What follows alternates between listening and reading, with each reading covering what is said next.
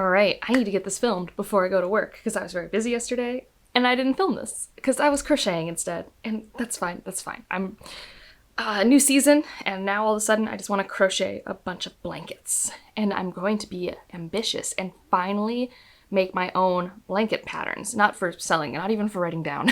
Just, I've been crocheting for a very long time. And so I just want to make my own planners. But I'll talk about that more in a Friday Reads one day. This video is about books. And I am going to be ambitious. And I am going to attempt to finish all that I can for HRCYED this month. There's one book I can't read this month because it's part of a challenge that we get announcements every month. So my June read will have one book for HRCYED and probably some of these that I don't finish. But this is the ambition. I don't have to teach as much in May. I am going on a vacation in May, which should have some reading time built in. I am also going to be hosting one of my readathons with my patrons, which should involve a lot of reading, but also I want to crochet. I did finally finish The Pit, so that should help me out. So let's start with what I have physically in my stack next to me. This book will not be helping me with HRCYED at all, but my local book club, we do bite-sized reads. So every month we read a very short book, and I basically recommended we read Arbor Reality. And so a lot of people have been buying Arbor Reality at my bookstore, and we're going to read it, so I should reread it.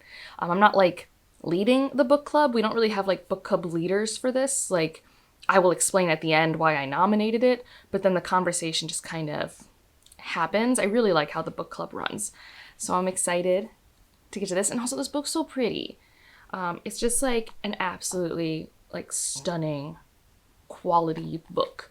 And also it's getting me excited because in theory, in, like, June probably, we'll get the shortlist for the Ursula K. Le Guin Award in Fiction, and this was the winner, I'm pretty sure, of its year 2 years ago, maybe. For my HRCYED spin, which is what I have to wait for June, it was actually perfect because this will finish off another challenge for me as well. My actual Challenge Me square, it's actually getting finished because I made myself kind of a challenging square for myself where I had to read Spanish books from different, like 7 different countries. And so this will get me Uruguay. So this is Uruguay for Pink Slime by Fernanda and Trias because we needed to go through the authors we have and pick the last name that was furthest in the alphabet. So yeah, Pink Slime. I don't know what it is. I think it's a literary sci-fi dystopian. I don't know. I'm excited to read it. I've seen it around. It was on a Locust list a couple years ago, and that's when it first got on my radar. And then when I saw it was an Uruguayan author, I'm like, awesome. Because I have read a work from Uruguay, but it was a nonfiction. And just some of those southern South American countries, like, gosh, I still haven't gotten anything from Bolivia. I don't think. Oh, no, I have read something from Bolivia. I've read one short fiction collection. It's actually Paraguay. That's the one I haven't found anything that I'm interested from. So if you have a recommendation for translated works from Paraguay, let me know. This book is going to help me for Australia. It's my last around the world, and that is The Red Winter, which is also a buzzy book this year. So 2 birds, 1 stone. I purchased this at Indie Bookstore Day, and I'm excited to give it a go. It would be absolutely perfect if it was 600 pages, but it's not. If anyone in the world has a copy that's 600 pages, let me know. But the American is very much not 600. It's like 520. I think 600-page books are being, like, blacklisted. I don't think people are allowed to publish them because I read a lot of fantasy and sci-fi, and, like, I have not been able to just find a 600-page one. The Strength of the Few was 700, so it worked for that. But worst case, if I really don't find a 600-page book. I have A, book that'll work, and B, I can use one of my rereads, so I'll be okay. And then also for HRCYED, I have 2 Sanderson books to read to help me out. And they're actually both to help with Q's recommendations. One of them is Cytonic. I have actually already started this. I've been doing the audiobook. It's a little weird. It's weird. The dialogue, and I think this is actually a lot of why Brandon Sanderson's young adult has never worked well with my brain.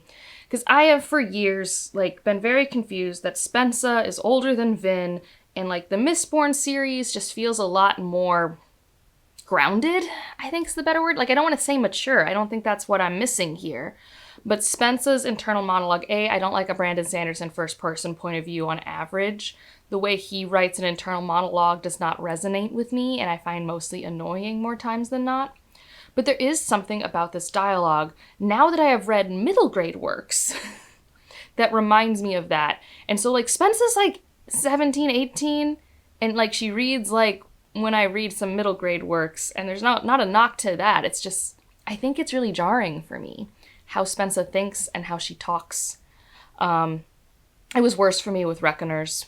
And, like, he's been doing it a little bit more with some of his works, where, like, a character just has, like, a gimmick, and, like, it's a thing they do. And sometimes I'm fine with it. Sometimes I'm like, this is cute. Like, I love Nightblood and Nightblood's little thing. I like Wayne in Mistborn Era 2, so sometimes I'm, like, here for the quirk. And this one, Mbot's annoying me a little bit. I'm like, Mbot, calm yourself. We don't need to rate everything. I also already have a Sanderson book where someone needs to rate everything. Like, Sanderson, are you on Yelp? Are you rating everything? Anyways, it's fine, though. Yeah, I don't know what's happening, but it's a perfectly fine audiobook for my commute. So, the other one I'm more excited about, and I just haven't gotten to it yet, and I think Rainy Day is now, it works for 2 HRCYED squares. I mean, it'll get my animal square done, and it'll finish my Q square, is Isle of the Emberdark. So this is the fancy edition. It's so pretty. And I know this has, like, so many Cosmere implications. I know there's 2 point of views, one with the white background pages, and I think one with the black background pages. And I'm really excited to read it. And I know some people tend to like one perspective more than the other. I know it's going to be more sci-fi Cosmere. I know it's going to have all the connections. And one of my favorite short stories that he has written is in this world. So I'm excited, hoping to have just a good time reading it in my little library or out on my patio as the weather allows. This, I don't know, we'll have to make sure there's no pollen. This is a book that will track my oak tree pollen. So those are all the books that like I physically own that are on my TBR. I am currently reading The Last Contract of Asako by Fonda Lee. It is so good. I'll talk about it more in Friday Reads. But this is my new release for May for HRCYED, and also it might become my purple book. It might not. I don't know. I now have options for purple, so I'm not feeling as stressed about purple. This has been really good for me. It is a woman who is 50 who has like kind of a high combat job in a really cool sci-fi world.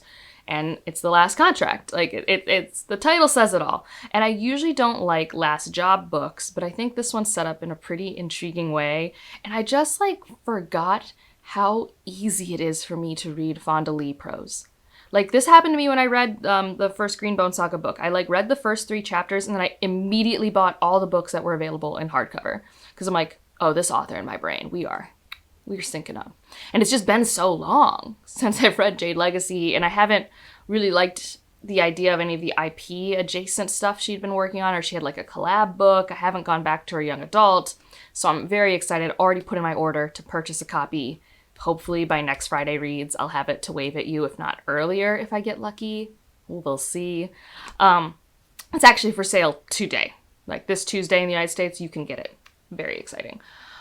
All right, so I talk about all this. Oh, one that I need to read for Patron, and it will work for a year and a purple cover, is On Vicious World. So the second book by Bethany Jacobs in that series, where I had a very like lopsided experience of the first book, where I was like meh about the first half and loved the second half.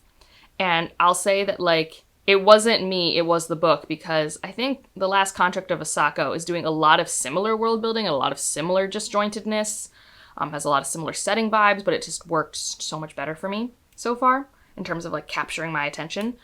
But I am really excited because of everything we have set up, and it works well for prompts, and I have to read it anyways, so like serendipity, so to speak. And the rest of my list I have access to. Actually, one is just upstairs. I just don't happen to show it to you. But as we get to this part in the list, the chances of these being the ones that get pushed into the June TBR increases exponentially. We'll start with Sublimation. Actually, I do own a copy of this next to me. Sublimation.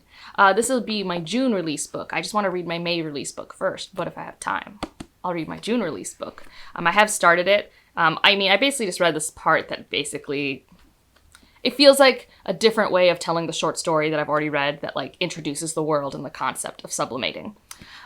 So I am excited to get to this one. And then I also have upstairs the graphic novels for Buffy. So that works for my adaptation square. I just have 2 of them. It won't take me long. I just have to choose to read them.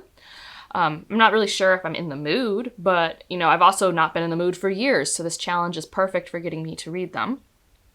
My other adaptation things, especially now that I've finished The Pit, is to finish One Piece, the TV show, but also there is Tusk Love, which I can read for the web comic Square because it's a book from that world. And it's like, I think, a fantasy romance, and I'm not, or maybe it's a romantasy. I know that those sound like they're the same things, but I don't think they are anymore. And so I'm cautiously curious about it, but it's not like a high priority. I have a lot of points left over, so sometimes I'm like, can I just use points to like make it one less? I'm going to try not to do that, but like, we'll see. And then my last two, one is for my 600-page book, that is Wait For It by Mariana Zapata. So I have been putting this off because there were just other contemporary romances that I wanted to read, like the new Abby Jimenez, or had to read, like First Time Caller for my friend's book club stuff. So now I don't think I have any for the contemporary romance for the foreseeable future that are like on my docket. So I'm going to read Wait For It, and it is over 600 pages. And then I needed a nonfiction, and this could go many different ways, but I'm still most interested in Never Home Alone, which was brought up in my Discord by Laura, because it's like about microbiology at home, and like I teach a microbiology course, and I tend to, and I think rightfully so, make it more clinical because a lot of my students are health career professionals, but also day-to-day stuff is how you really get buy-in a lot of the time with students, so I would love to see what anecdotes I can pick up from there and incorporate into my lectures into the fall, and also just if it's interesting to me. I haven't read like a science nonfiction in a long time. So that's the overly ambitious TBR, and I got it done in time to pack my lunch and go to work. What are you going to be reading in May? Are you going to be reading a lot or a little? For me, I'm just really hoping that it'll finally stop raining. Like, rain is good. Rain is good. But I would like to sit outside and read a bit. It's also been like stupid cold over here. It's finally like going to be in the 60s today, but we've been in the 30s the last couple days. Like, I went to go buy some flowers recently, and it was like 36, and there were some flurries in the air, and like, that's just, it's May. No, I'm over it. I'm not in Canada, or I don't know where this is reasonable. It's not reasonable here. It's not reasonable here in Ohio when we're almost at Mother's Day. No. Anyways, if you just want to leave me a lip emoji to let me know you're here, leave, I don't know, something pink. I have a lot of pink books going on right now. And otherwise, like if you liked it, subscribe if you want to, and I'll see you in the next one. Bye.